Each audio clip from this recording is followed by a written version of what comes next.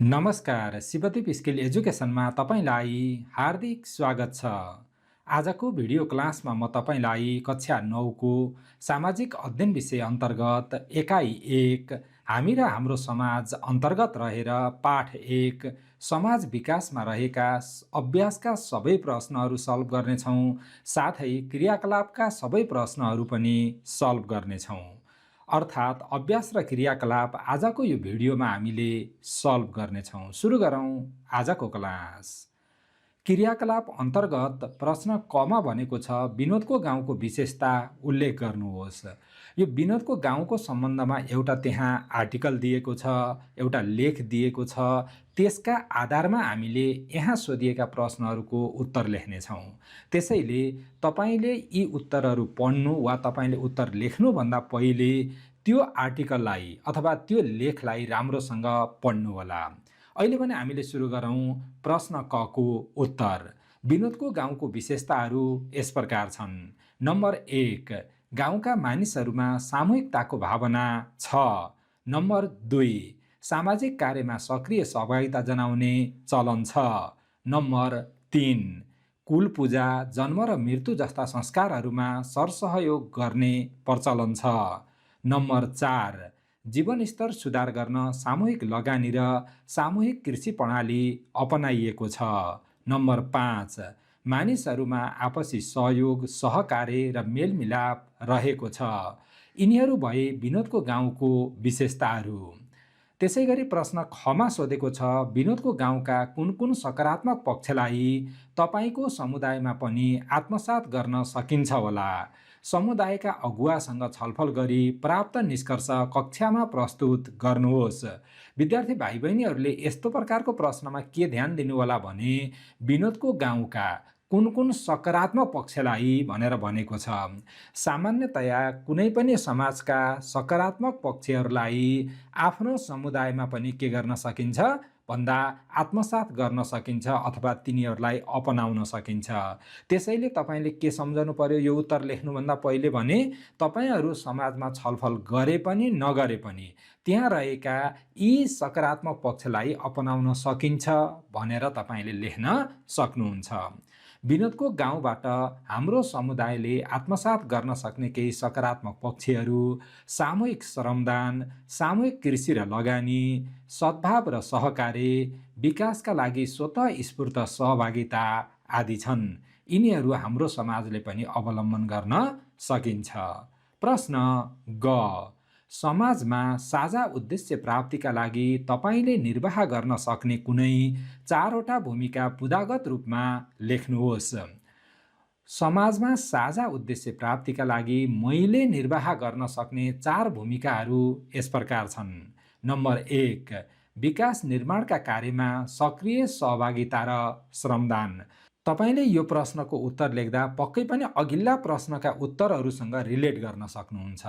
किनभने त्यहाँ हामीले समाजका के कुराहरूलाई फलो गर्न सक्छौँ भनेर त्यहाँ डिस्कस गऱ्यौँ भने अब यहाँ तपाईँले के गर्न सक्नुहुन्छ भनेको छ। तपाईँले तिनै सकारात्मक कुराहरू गर्न सक्नुहुन्छ।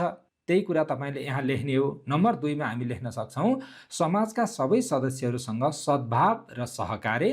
त्यसै गरी समाजका समस्याहरू समाधान गर्न सचेत नागरिकको भूमिका निर्वाह गर्ने।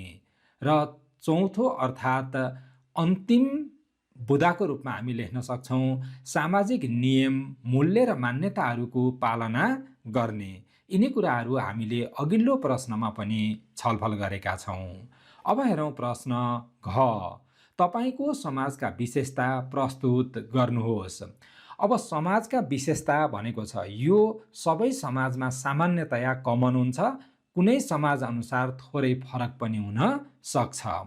मेरो समाजका विशेषता निम्न छन्। विकास निर्माणका कार्यमा सक्रिय सहभागिता र श्रमदान हुन्छ।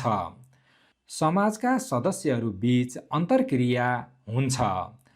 समय अनुसार मेरो समाज गतिशील छ। समुदायका सबै सदस्यहरू बीच भावनात्मक एकता छ। भाषा, धर्म र परम्परामा भिन्नता भए पनि आपसी समझदारी र सहिष्णुता कायम छ। यस प्रकार हामीले क्रियाकलाप अन्तर्गतका 4वटा प्रश्नका उत्तरहरू सल्भ गर्यौं। यिनीहरू तपाईले आफ्नो समाज अथवा आफ्नो समुदायको आधारमा पनि थोरै फरक तरिकाले लेख्न सक्नुहुन्छ। अब हामी छलफल गर्नेछौँ अभ्यासमा रहेका प्रश्नहरू र ती प्रश्नका उत्तरहरू। सबैभन्दा पहिले हामीलाई अभ्यासमा 5वटा प्रश्नहरू दिएको छ। यिनीहरूको उत्तर कर्मैसँग छलफल गरौँ। प्रश्न क, समाज भनेको के हो? उत्तर, आफ्ना आवश्यकता परिपूर्ति गर्नको लागि एकै स्थानमा बसोबास गर्ने सामाजिक चेतना, सामूहिक भावना र विवेकशीलता जस्ता गुण सहितको मानवीय सम्बन्ध वा समूहलाई समाज भनिन्छ। यो भयो समाजको परिभाषा। प्रश्न ख, समाजका विशेषता उल्लेख गर्नुहोस्। समाजका विशेषता निम्न छन्। साझा उद्देश्य र आवश्यकतामा जोड दिन्छ। समाजका सदस्य बीच पारस्परिक सम्बन्ध रहेको हुन्छ। समाज गतिशील हुन्छ। प्रत्येक सदस्यले आफ्नो अधिकारको संरक्षण गर्ने हैसियत राख्छन्। समाजका सदस्य बीच एकता र अन्तर्क्रिया हुन्छ। समाज परिवर्तनशील हुन्छ। समाजले सदस्यको व्यवहारलाई नियन्त्रण गर्छ। समाजले व्यापक क्षेत्र समेटेको हुन्छ। यिनीहरू भए समाजका विशेषताहरू। अब हामीले हेरौँ प्रश्न ग। प्रश्न गमा भनेको छ व्यक्ति र समाज बीचको अन्तर्सम्बन्ध उल्लेख गर्नुहोस्। उत्तर, व्यक्ति समाजको एउटा महत्त्वपूर्ण एकाइ हो। मानवीय चेतनाले समाज र सभ्यता विकसित हुँदै आएका हुन्। समाजको रूपान्तरणमा व्यक्तिको स्वभाव, क्षमता, रुचि, इच्छाले महत्त्वपूर्ण भूमिका निर्वाह गरेको हुन्छ।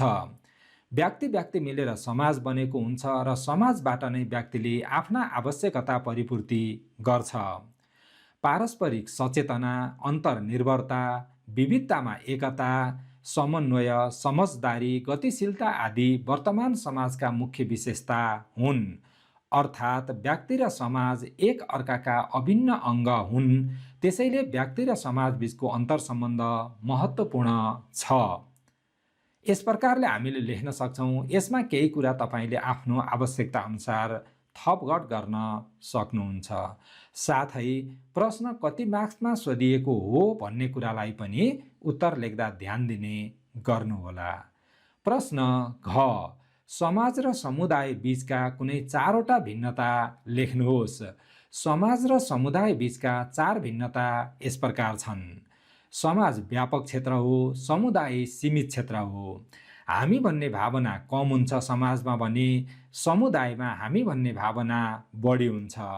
आपसी अन्तर्निर्भरता कम हुन्छ, आपसी अन्तर्निर्भरता बढी हुन्छ। समाजलाई समुदाय जस्तै प्रत्यक्ष अनुभूति गर्न सकिँदैन, समुदायलाई प्रत्यक्ष अनुभूति गर्न सकिन्छ। प्रश्न ङ, व्यक्तिले समाजबाट कसरी आफ्ना आवश्यकता पूरा गर्छ चर्चा गर्नुहोस् भनेको छ। उत्तरमा हामी लेख्न सक्छौँ व्यक्ति समाजको एउटा महत्त्वपूर्ण एकाइ हो। समाजमा रहँदा उसले समाजका अन्य सदस्यसँग आवश्यकता अनुसार सम्बन्ध स्थापित गर्छ। यिनै सम्बन्धबाट व्यक्तिले आफ्नो जीवनलाई सहज र सरल बनाउने तथा आफ्ना आवश्यकता परिपूर्ति गर्ने गर्दछ। अर्थात् व्यक्तिहरू बीचको पारस्परिक सचेतना, अन्तर्निर्भरता, विविधतामा एकता, समन्वय, समझदारी आदिको कारणले व्यक्तिले समाजबाट आफ्ना आवश्यकता पूरा गर्छ। यस प्रकार हामीले व्यक्तिले समाजबाट कसरी आफ्ना आवश्यकता पूरा गर्छ भन्ने कुराहरू सिक्यौँ। यो सँगै हामीले अभ्यास अन्तर्गत रहेका सबै 5वटा प्रश्नहरूको उत्तर छलफल गरिसकेका छौँ। तपाईहरूले कक्षा 9को सामाजिक अध्ययन विषय अन्तर्गत हामी र हाम्रो समाज एकाइ अन्तर्गतको पहिलो पाठ समाज विकासमा रहेका सबै प्रश्नका उत्तरहरू र क्रियाकलापका उत्तरहरू समेत यहाँ छलफल गर्नुभयो। अर्थात् यिनीहरूका उत्तरहरू तपाईले सिक्नुभयो। भिडियो तपाईलाई कस्तो लाग्यो, अन्य भिडियोहरू तपाईले कुन प्रकारले अपेक्षा गर्नुहुन्छ त्यो कुराको लागि कमेन्ट गरेर भन्नुहोला।